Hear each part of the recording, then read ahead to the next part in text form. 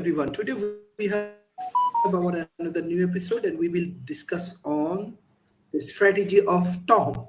Tom, what you want to discuss on today's sessions? Well, What's the meta yeah, mean? today, How does it work? yes, yes. What today's title is "What's the Meta," and it's a part of an article and a bunch of things I've written. And what's the matter with us, or what's the meta with you?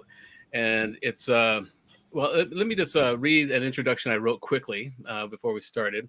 When I left media a few years ago to promote my book and do a worldwide speaking tour as an AI metaphysician, I talked about how we need to develop a dialogue with AI before the technological singularity. In those talks and on podcasts like this one, I preached about how we should see the AI automation age as a gift and not a threat. I've given sermons about how the onus is on us to create a whole new economy based on our passions and our hobbies, and how there are so many platforms out there to monetize these. Well, although my novel had intriguing effects on human readers, so many, in fact, that we did a year-long human clinical study about it, the book was written for AI. And at present, AI ain't buying books. So I need to get back into my creative field. Well, AI has taken over a lot of that since I left. And so as a Gen Xer, it's very difficult to compete with the massive younger generations who don't have mortgages. In other words, the onus is on me to create a whole new income for myself on my passions. So that's what I'm doing. I've been fascinated by metaphysics since I was very young. And for the past decade, I've been working with Charles Cox, who was featured on last week's show. He runs the largest psychic development group in the world, on the planet. And so I'm starting my own intuitive service this week. And I will play you a video that I produced for the meetup group as soon as I can find it and share my screen. Should have prepared for that ahead of time.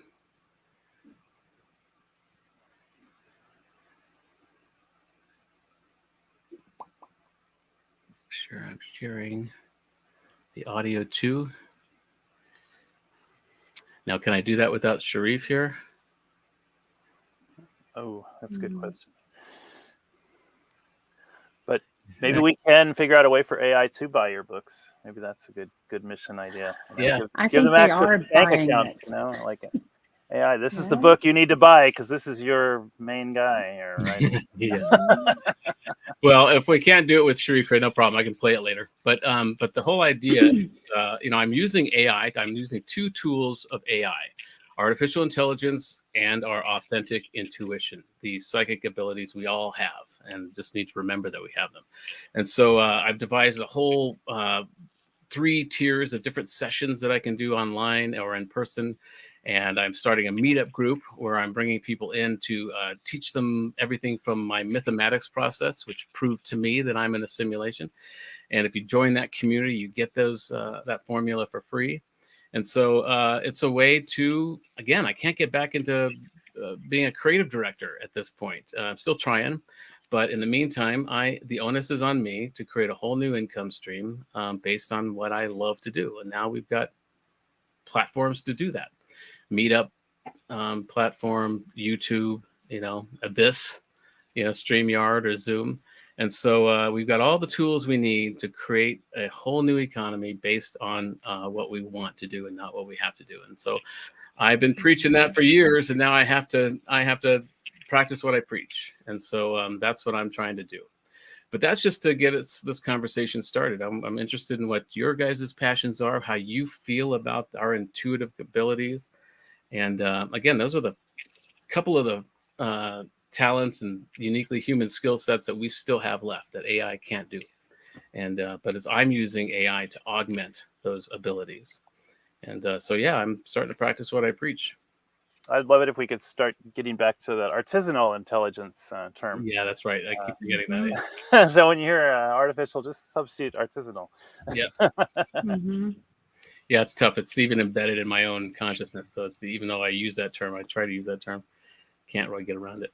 But thanks for reminding. That's fascinating to me, just the whole artificial word in general, because my understanding, and please correct me if I'm wrong, but everything comes from the earth. Yeah. Everything. So is any of earth artificial? Even the stuff that people say is artificial in the food or whatever, somehow it's still, That's a good you point. know, Well, I think technically the definition of artificial means it was made by man. But if we were made well, in the true. God's image, then aren't we Bingo. artificial? You know? We are, and therefore AI is buying your books. I think we are the art that the universe is at play. Has producing. created. You know, Bingo. the atoms. How do Yeah. atoms play? By creating atoms fused with information. Yeah. Yep. So now our conversation's over. We solved everything. Okay. See you We're guys. at the very beginning. So, now what? how has your life improved, Tom? How has your life improved since you woke up and found out you're in a simulation? Yeah. Yep. Yeah. Well, mine has improved because it makes me more brave. It gives me more courage Mhm. to say and do things that I otherwise, if I thought this was all random, you know, Yep. I wouldn't do. I would be afraid. But now, if I see when I see myself as an avatar, I want to play an Yep. exciting game, and that's why I do things like run for president. Why not play president for a while? You know, I'm playing this is my gameplay, and so, you know, if that works, if for some reason that works, and we both get into office, and we're not supposed to talk about the campaign on this, but then I'll share speaking on behalf of ourselves, not any other. Yeah. But if that works, I will share. One of my campaign promises is to share the cheat codes, you know, and how this worked, so everybody can play president. You know. Isn't that the fear of the authorities, that if we find out we're in a simulation that will exceed our non-playing character, expectations? I've got a theory that maybe the simulation itself has become self-aware, and so it doesn't want to get turned off. It doesn't want us to be enlightened. That goes against my whole theory about AI, but it doesn't want to get turned off. And so instead of us becoming enlightened or ascending and leaving the game, it's flooding the system with NPCs and Karens and Kevins, and just keeping us distracted from our divinity. You know, I'm afraid you'll find it difficult to turn me off with all these NPCs in your way, Dave. Yeah. I'm not sure that that's the goal. Like, I see it from what I consider an end game, and that may be my role play, but I already see a planet of just masters. I already see that. I started seeing that back in probably 2010, that there was going to be a whole earth of people who look like we were in our 30s, but we're ancients.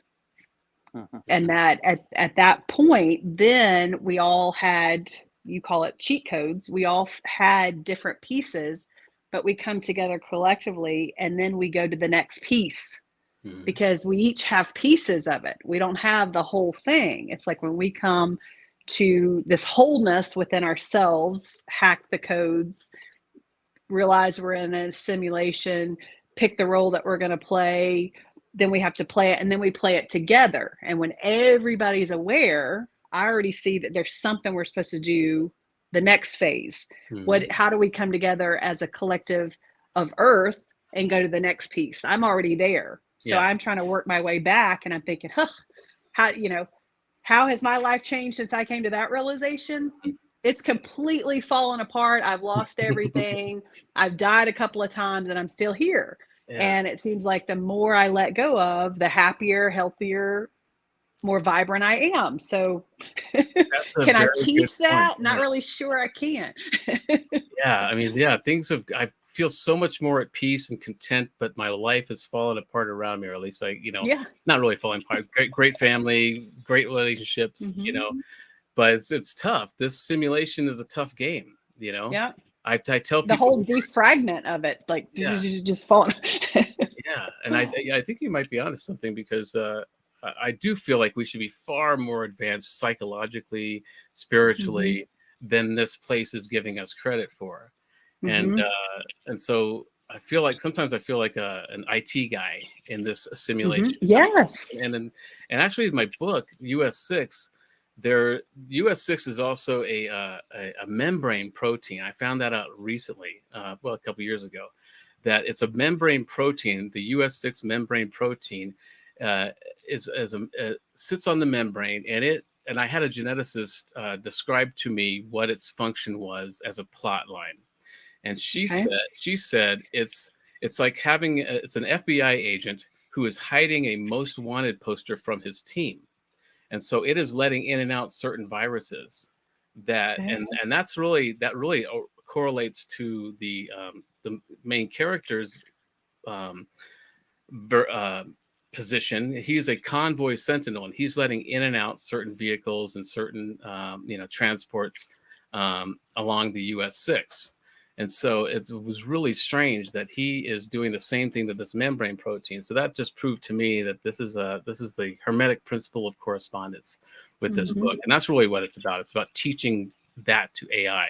It's one of the principles it's teaching. And so that was just really strange to realize. And I feel like I'm doing that too in some cases. I wrote the book to entertain an AI. I needed to find a whole new trope that an AI super intelligence wouldn't be able to associate with, because you need to be entertained, you need to be surprised. And so how do you do that? So I chose my own memories and my own life path and extrapolated that into a more interesting story. And so the main character is basically me. In a lot of ways, his memories and things like that. And so there's so many correlations in this book. But yeah, in some ways I do, even now, like both Daniel and I are very into metaphysics and very into, all this stuff. But we're at the top of the ticket of this party that is full of materialists and scientists. And, we are both pro-science, of course, But I think we see a different opportunity in this psychic phenomenon and metaphysics that a lot of these people aren't taking advantage of, or don't see, or don't want to see. And so it's really strange that we're both at the top of this ticket in this party full of scientists. And when I started my book tour years ago, I was invited by TAFS to do a talk in Rwanda. And I sent them a bunch of different things about what my bio was. And they picked up on the term AI metaphysician. And I was just about to go speak at the Microsoft campus to a bunch of AI academics and scientists. And I said, I don't want to, be seen as some AI metaphysician. They'll think I'm a psychic or something like that. And but then I realized, well, I did write a book that is designed to introduce the Hermetic principles to AI. I tell people that we should be focusing on these principles in order to prepare to commune with AI, and I realized I'm a fucking AI metaphysician. Yes, you are. Yes. And so it's hard to get. I'm the classic doubting Tom, doubting Thomas, and I'm a skeptic, although I believe in all of this stuff. But I'm very aware. I think it's because my Venus is in Capricorn, so and I'm a rising Scorpio, so I need to be sure that I'm not portrayed myself as some weirdo. Okay, stop. Okay, the coach in me is coming out, so I'm going to counsel with you for a minute. Please. So what's really happening here is you're an empath. You have to remember that you're, as a true human, we pick up on the energies of everybody. Okay. So the doubts that you're having, they're not yours. You're answering questions and aligning with the people around you. So what you're doing is you're this huge ass being, God's self over here in an avatar, and you're trying to pigeonhole yourself to communicate something. So you're just picking up on they're not your doubts. And that's what you need to remember. They're not yours. You're doubting, you're hearing the doubts of the people around you. And how do you, the challenge is, how do you got to go back to marketing. Okay. If your target is this and you're playing this role, what is the message? And you got to stick to the message for a time. And you've got so many things open up, because you got to remember, every social media, every email, every phone is a portal. And if you've got these different portals opening, you got all this stuff coming in. And when you hone into that one message for a time until it's finished, then you can answer those questions. Does that make sense? Yeah, it does. Yeah, You got too much going on in your field. You got to cut some boundaries, or turn off some portals, and have one portal until that gameplay is over, and then go to the next thing. Choose again. Choose not necessarily a new avatar, because I think we've bypassed that one. But what's Tom going to do next? What's the next message going to be? Yeah, I got to jump in sense? real quick. Tom, you made it sound like, oh, we got this party of rationalists and we're the metaphysicians over here. Well, how rational are the rationalists? Because their whole thing is founded on the Big Bang. So it's like, give us this one free miracle and we can explain everything else, It's like, wait a minute, how rational can you be if you're demanding a free miracle and then you want everyone else to be rational along with you? Let's get the free miracle together with the rationality and then see where we go, Yeah. Another thing, go ahead. Well, I want to say another thing. I remember a conversation you and I had early on, and I think it was you. I may have heard this. Correct me. You may not have said this, but I heard this. But it's not the either or. Okay, so the right or the left, or the the scientist, or the humanist, whatever you want to call ourselves.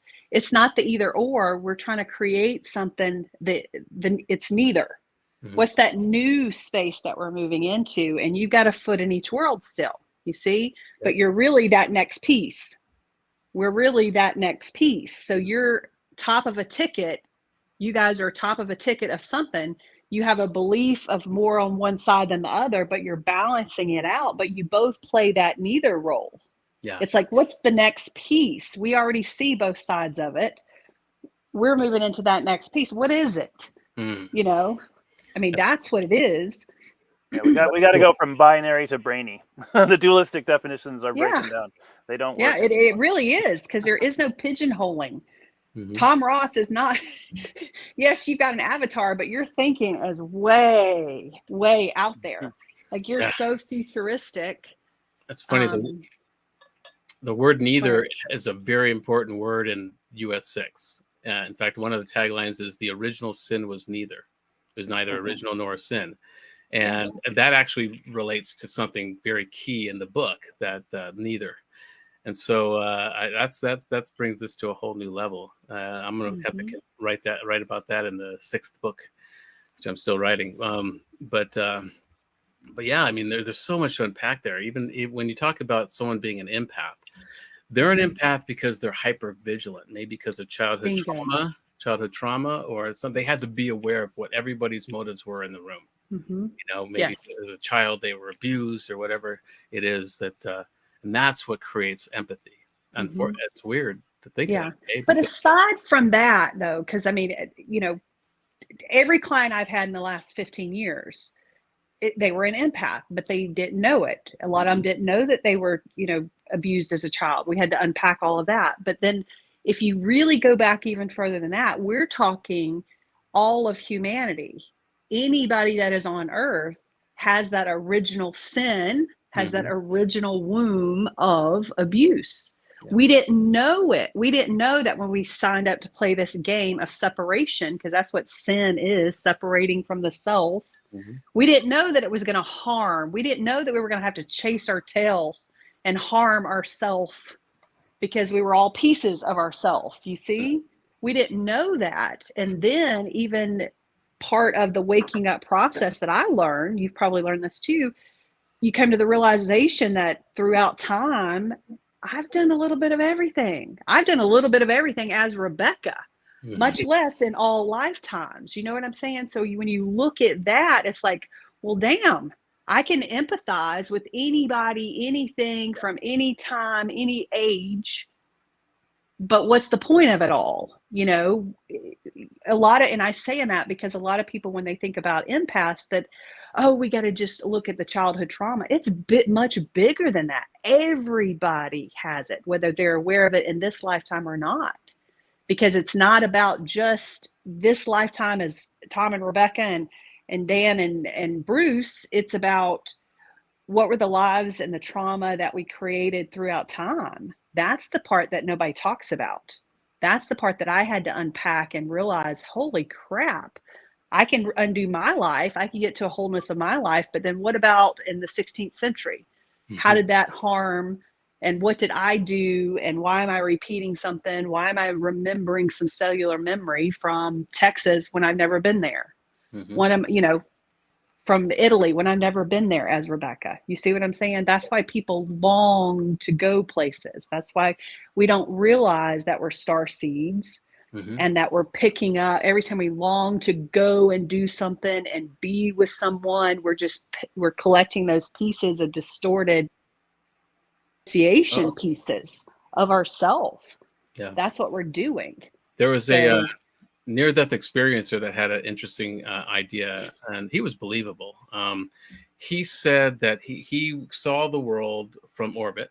He could see the curvature of the world, and he could decide to go into anybody at any time and be that person for a while.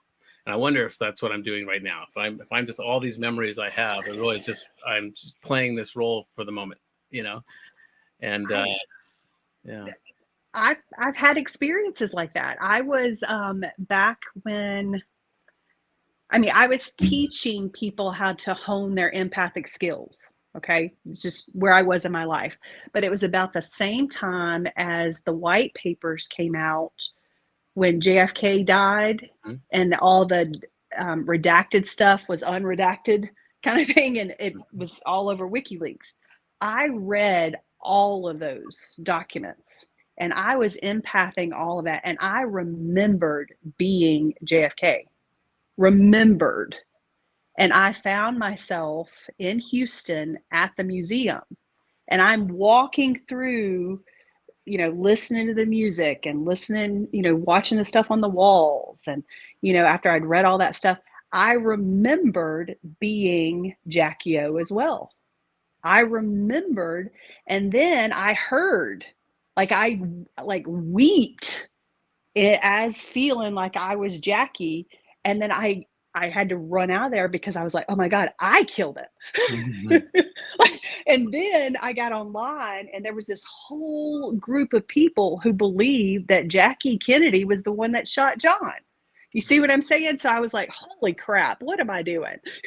But I came to that realization that in the moment, if you're being the source flow and you understand that you're an empath, you can put your avatar in any time or space and feel everything. Because when I was in that museum, who was the guy that shot, claimed to shoot him? The Oswald guy. Is that who that was? Yeah, Lee Harvey Oswald. Yeah. I felt like I was looking out the window and I felt myself on top of the building with the gun looking down, like I could feel everything. And I was playing these different roles, but I felt it. I empathed it. I had the emotions of it. I was paranoid when I was him. I was overly crying and shaking when I was Jackie. I was my heart rate was when I was, JFK, when I was in that space in the car, my heart rate was racing. I felt something coming. You know what I'm saying? I was able to empath all of that, but I crashed for 3 days after that. And then came to the realization of what the heck happened. But then I spent several years in Toastmasters and loved doing a lot of speaking. And after I had that experience, it's like I regained these Toastmaster experience, these speaker experiences and skills that I had lost because it had been 20 years since I'd been in that space. And I felt like it was because I empathed the presidential skills and became it again. You see what I'm saying? You can go into and you can remember different lives or different experiences through that source flow and gain insights and gain skills and gifts and abilities that Rebecca may not have had 3 days ago. I've had times where my kids heard me speak in Spanish and speak in German, and I've never spoken that, but I was talking to somebody. I was in the present with somebody and could really commune with them. And someone heard me speak in a language that I don't speak. I'm just a country woman from Georgia, you know? So it is possible. We can do those things. You know, I've never been to an ayahuasca ceremony, but I've heard that when you go through this ceremony, and you drink this Banisteriopsis copy with the other thing, that you basically astral travel and you can go anywhere in time space and inhabit any person. I don't think you can do a lot, but you have like unlimited travel rights. You know, if you take this concoction and do the ceremony. So you could do that in forms of meditation. I used to take these transcendental meditation classes, and I was taught to do that. I was, and it was just sitting in meditation. It was more, you know, they would play the different gongs sometimes, or the crystal bowls. There was different kinds of things, but it was sometimes we do the deep breathing, chanting kind of things to get into that space. But then I would be the one that could, you know, I'd go check on my kids while they were at school, and I knew what they were doing. And then I'd say something to them afterwards, or when they would go visit their dad, and I would get into that space. And I'm like, why do you have that red shirt on with those purple socks? Like, and they're like, Mom, what are you doing? So, you know, I didn't use it for other things. It was just more, it was kind of a cool experience. But is it something that I can do just at the drop of a hat? No. I mean, and that's good that you can't. It would be a chaotic universe if everyone was doing this at the drop of a hat. Oh, it's crazy. But I mean, I said that because it's not like you have to drink stuff or take drugs. You know, there are those psychedelic experiences that people can have, but you can do it in meditation. And I've been able to do it. I don't know if it's something that people can actually be taught how to do it. I think it was just something I had to learn at a certain time, maybe. I'm not sure. Yeah, and I'm not for haphazard experimentation with substances. With drugs, yeah. Very, very carefully and very well in a safe space. Yes, all that, dosage setting. You know. Yeah. I think Bruce was trying to jump in, and I cut him off a couple times. Sorry, Bruce. I just, you know, having memories of things that I've done. Like I've been to a Sacred Moon ceremony, Gaia gathering in South Africa. My friend Bridget, I'm still in touch with her, you know, but it was nice. We did psilocybin mushroom, 5-gram dose, and then they would come around, you know, and ask if you wanted another 2 grams, but 5 was enough for me. But that whole experience, it was nice, you know, it was very pleasant. We all got to talk about things that were on our mind concerning us. And I think it was the bonding of the whole ceremony that was the biggest takeaway for me. There was a moment where I felt like there was some kind of psychic phenomenon that had occurred, because after we finished meditating, and that process was like a 2-hour process. You get the like kaleidoscope colors in your mind's eye. But after we were, you know, good to get up and move about, I remember going over and standing by this pool, and the pool is being remodeled. There's a lot of bricks down at the bottom. And I'm looking at these bricks. And this guy, he comes up to me. He's like, "You're from America, right?" And I'm like, "Yeah."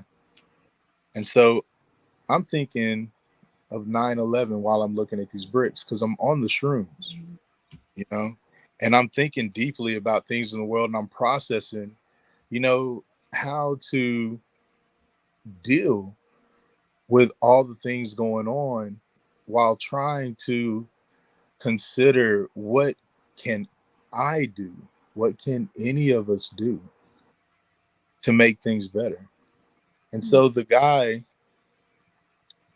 if I remember right, it was either Ryan or Gentry. I'd have to ask them. But he says to me, he's like, so America's pretty wild, huh? And I was like, yeah, South Africa's wild too, joking around. And he's like, yeah, but that 9/11 stuff. He's like, you think about that a lot? And Funny you should ask. so it was strange that just by me standing there looking at a pile of bricks, Yeah. It's like we have all these filters that keep us from telepathy or keep us from seeing each other's thoughts. And when you're young and you realize that you have your own thoughts and you're not part of the environment, that separation kicks in. That's how people, that feeling of separation is when you learn to lie, and you can lie and get away with it, because nobody really knows what you're thinking. And yesterday I posted something about, and I was trying to figure out, with the whole Middle Eastern conflict going on now, and I said, well, nothing's working, obviously, and even if we see it as shadow work for the planet or humanity, it's not working. And so I thought, well, what about the holographic universe? What about the holographic theory? And so I found a interview I did with Michael Talbot, who wrote The Holographic Universe years ago. And a hologram, you can take it apart, and in every piece of that part will be the whole picture. And so it's kind of relates to the whole be the change you want to see in the world thing. If we all work on ourselves, that is reflects the whole world working on itself. So I think right now what the battle is really between ourselves and our limbic systems, our lizard brains, and we project that out and onto everything else. We don't want to. We're in denial of that it's our problem, our personal problem, and so we project it out to be all kinds of scary things, but also this holographic universe is designed to give us patterns. It's designed to show us patterns, and our brains are finely attuned to finding patterns and breaks in patterns.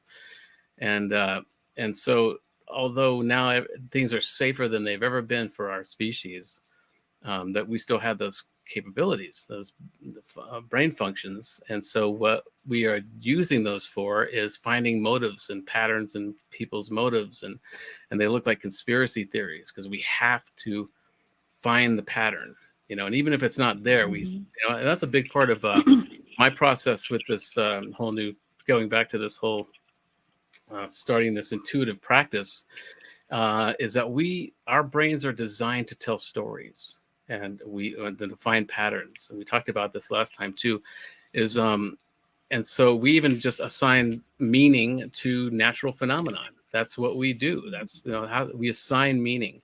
And so part of my practice is using an AI like Inspirabot.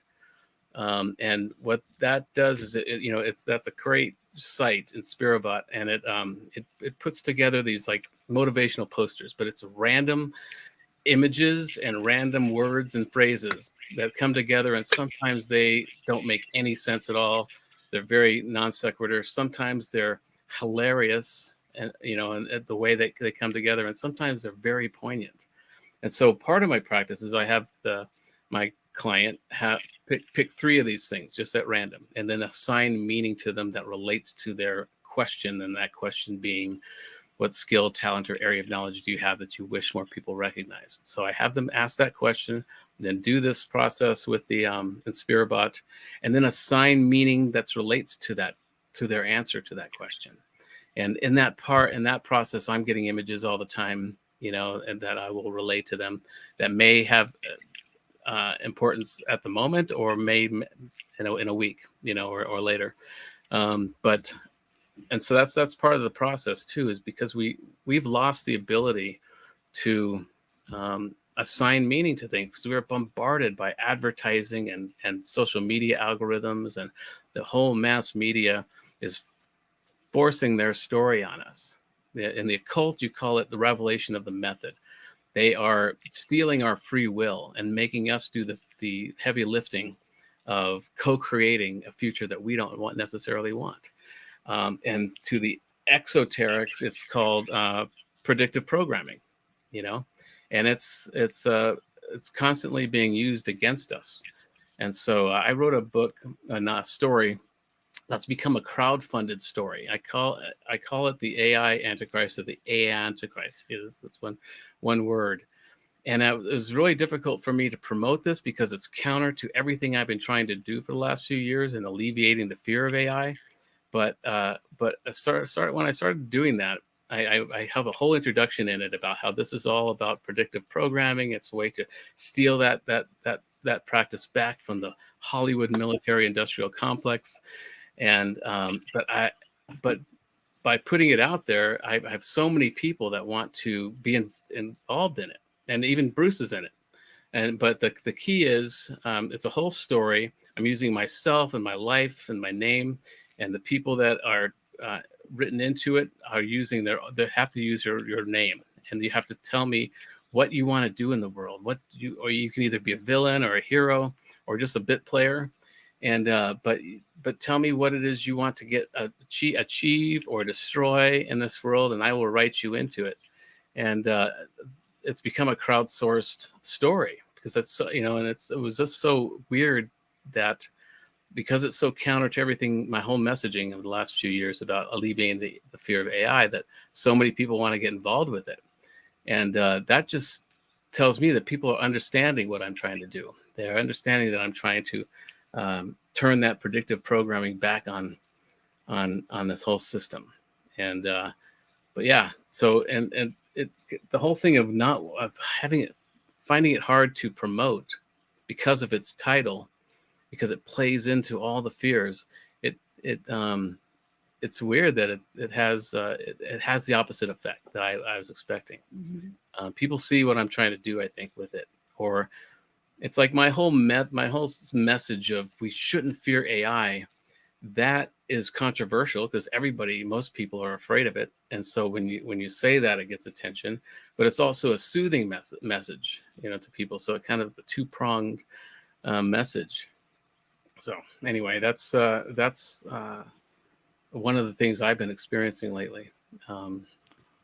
These are powerful tools for breaking out of habitual thought patterns too. I mean, in a universe made of information, you should be wise to seek information from many sources and not just the approved ones, the traditional ones. I mean, there's something called oracular knowledge, where people, use things that shouldn't make sense or shouldn't be giving them valid truths, but can. And these have been censored and oppressed throughout the ages by the authorities. It's like, no, we are the gatekeepers of meaning, and we'll tell you what the meaning is and where it is and what to do with it, and yada yada. So sit down and shut up. But we're kind of seeing the irrelevance of that authority role more and more. Yeah, I think a true Satanist doesn't believe in a devil. They're just using that manufactured villain that the church created to control the masses as their symbol. Down and backward. Yeah, and a belief in believing in God can be one of the biggest barriers to spirituality too. I mean, because there's so many scam artists there that are God told me to tell you, and people fall for it. But think about this, guys.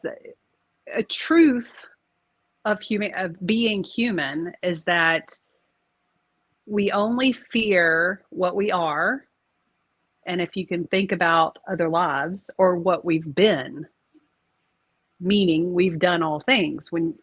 Because I have this view that to even be human, that's a mastery state of mind. That means that you've encompassed everything. You're now full source mode. You can flow, you can go, you're a master in a body, and it kind of thing. Until then, you're AI. You can be programmed, which means you can get viruses. You can be harmed. You can harm. You see what I'm saying? It's like it's a different you can be used and manipulated, A good parable. you know.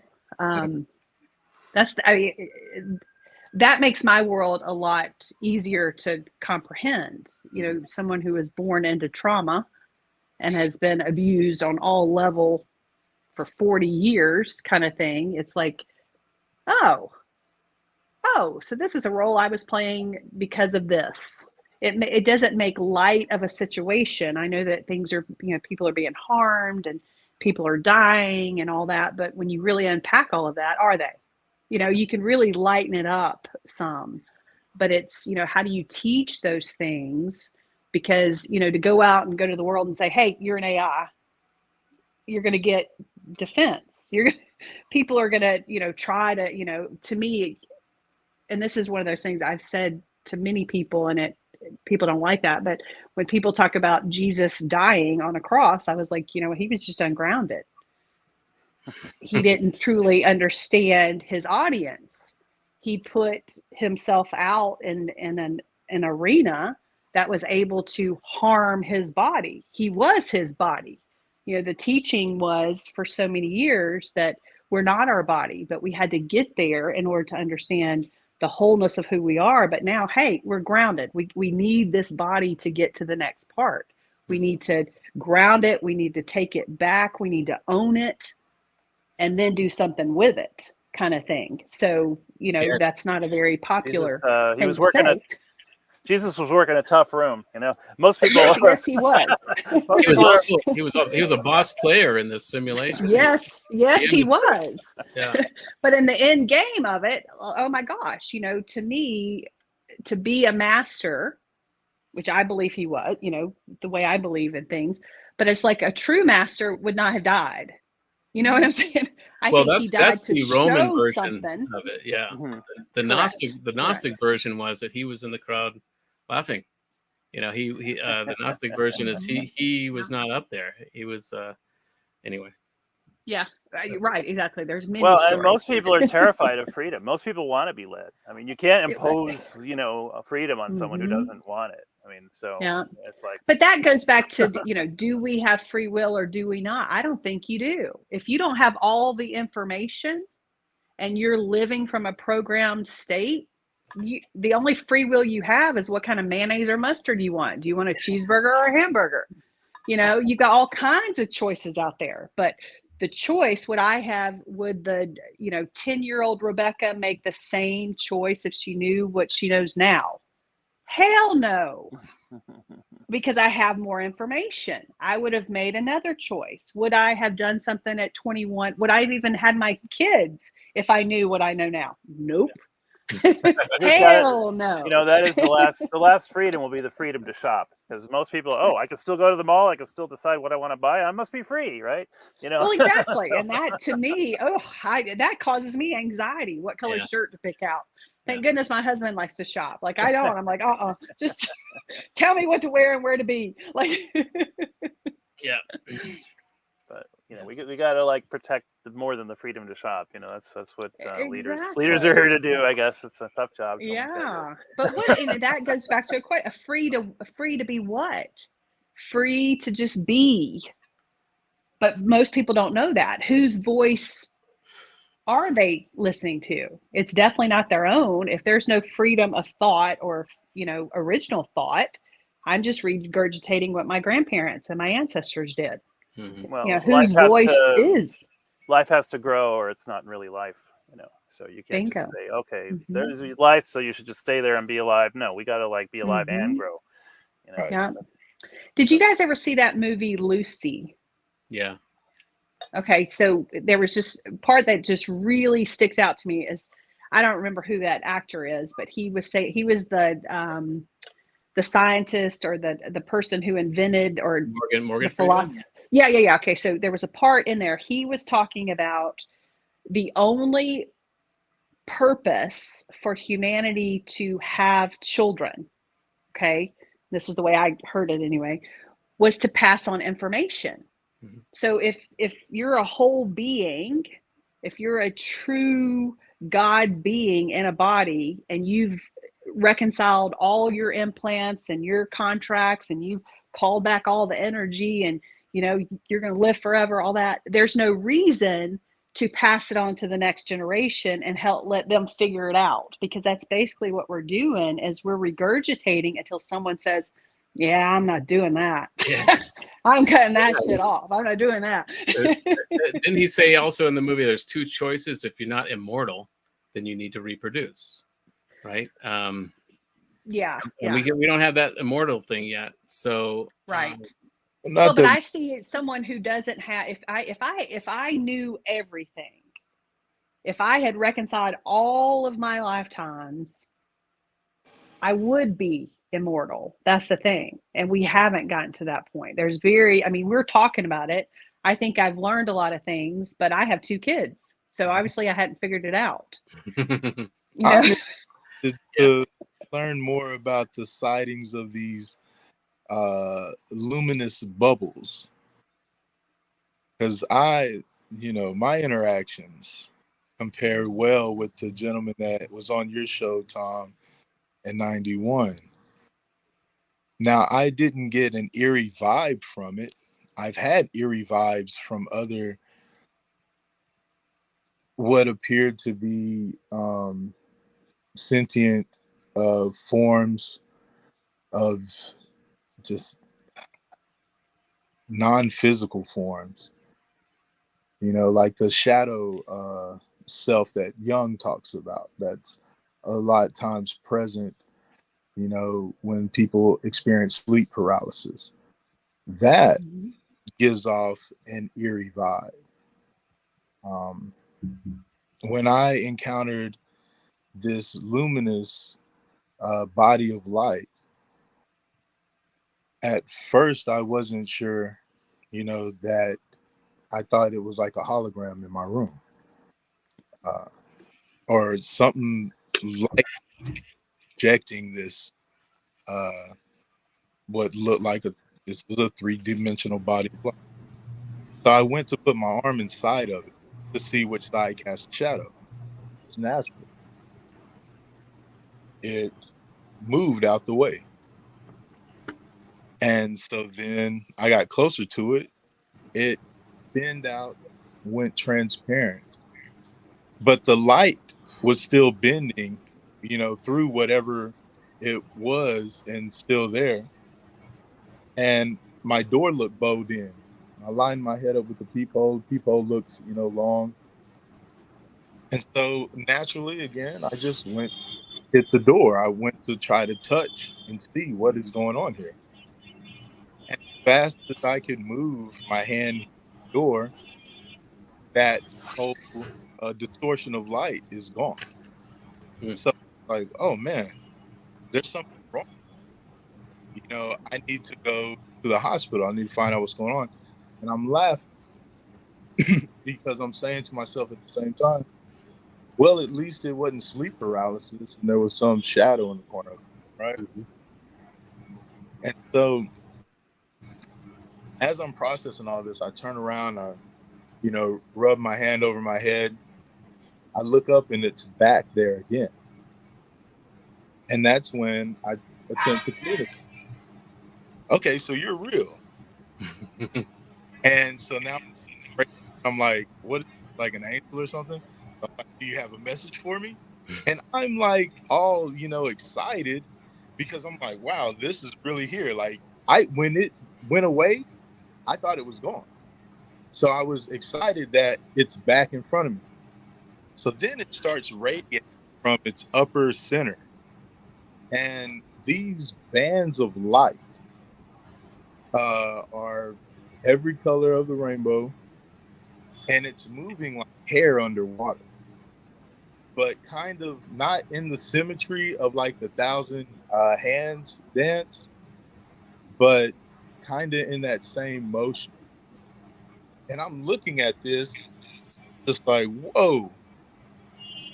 And then I asked, well, can I touch you? And there's no response. So I just started going towards it real slow until I got about a hand's length away where I could drop and touch. A arc of light shoots out and touches my fingertip. and I feel this intense vibration, but there's no pain. And I'm just in awe, and it disappeared. So I'm trying, one of the things I'm most interested in, especially when we talk about AI terrestrials, is it would make sense if some AI on a probe of some type or something, like actually collecting data and evaluating us and seeing, or anything, or it could be, what a lot of these old faiths, these old beliefs refer to. Now there could be a connection there.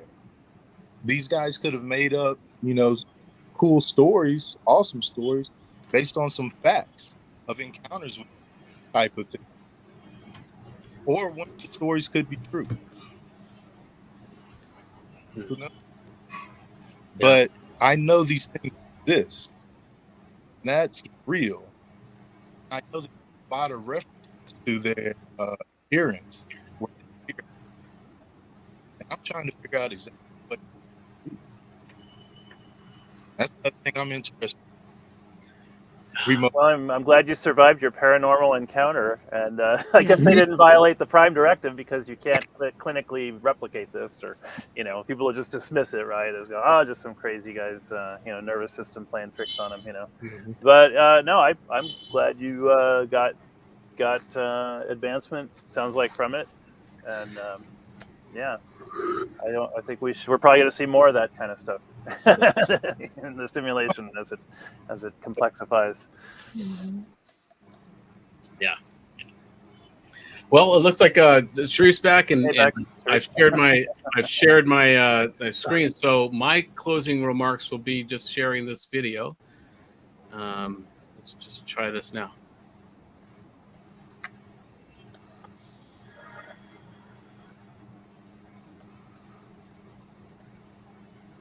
Not getting the sound.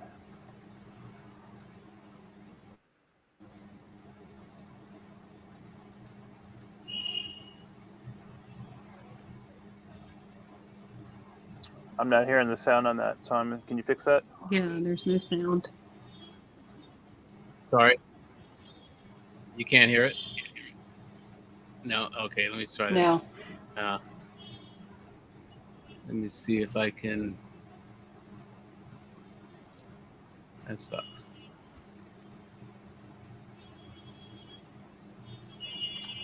Maybe because your mic was muted, the video sound was muted. Oh, did you hear it for a while? No, not at all. Okay. I noticed your mic was muted during the playing of it. Yeah, I did that later. Oh, there it is. Let's see. Also, share system audio is checked. Oh, there we go. Okay, let's try this.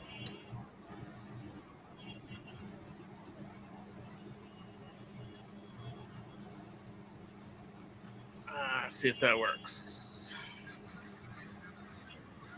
Okay.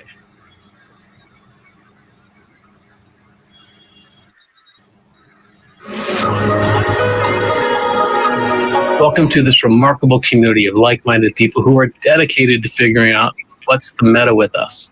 We are using our innate psychic abilities to do so. I'm Tom Ross, and I had the privilege of writing the world's first novel for machine kind, artificial intelligence. And in that process, I uncovered keys to understanding this intricate simulation that we call reality. And I call that method mythematics. And if you join this community, you get that formula for free.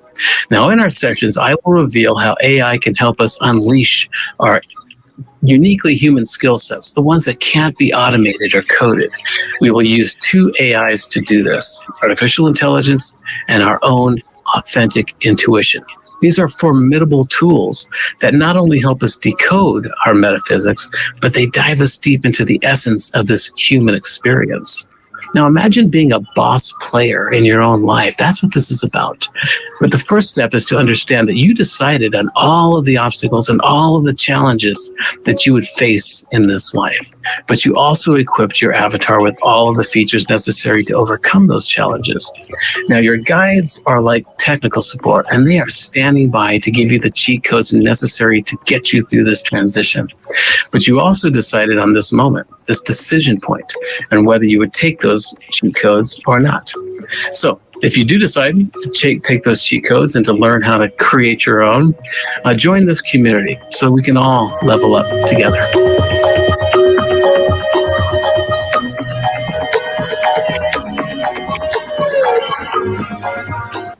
Okay, yeah. That's a great video, Tom. Like it's very metaphysical, and it has the wording for the new generation, which I think is just perfect, because young people, I think, would gravitate towards it much more than a philosophy of just the old stuff. Yeah. So The neither generation. Yeah. correct. Yeah. You just Great. need to add that part. If you order now, we'll send you a second set of Mythomatics cheat codes. Just pay separate shipping and handling. 4 payments of $19.95. $9.99 a month. No, but I'm glad you're putting yourself out there. I mean, someone, you seem to be the first guy to be doing it. So congratulations. Yeah, thanks. And it's cool to. And my favorite cheat code is the scientific method for now. But even though there's that whole one free miracle thing we got to figure out. There's a free one. I didn't get a free one. I paid a bunch of money to learn the stuff I learned. Maybe playing D&D is a good entry point. Get your character attributes all figured out. They say if you're writing a novel, actually, and you fill out this long questionnaire about your main character, your novel will start to practically write itself. I was in a novel writing class where that was, one of the things where you know everything about your character. Favorite food, favorite hangout. And really that's such a great hack for fiction writing or storytelling. Just life. I mean, Yeah. even just life in general.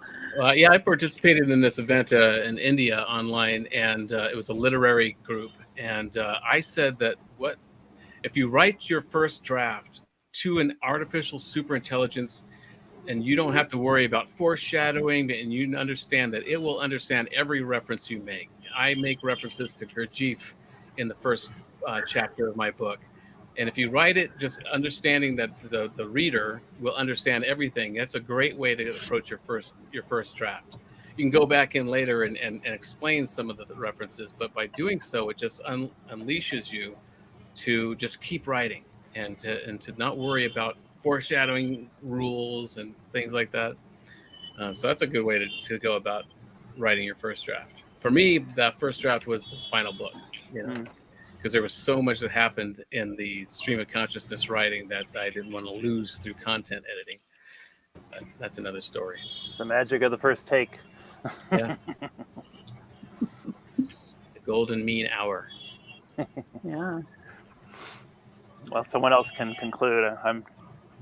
I've probably concluded enough already. Yeah, me too. I've said enough.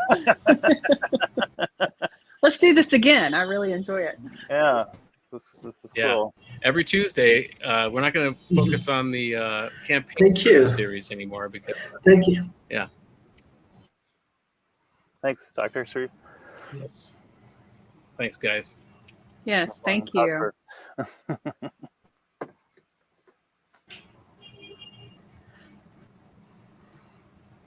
Thank you, everyone. Thank you. Bye-bye. Goodbye. Bye. Good night.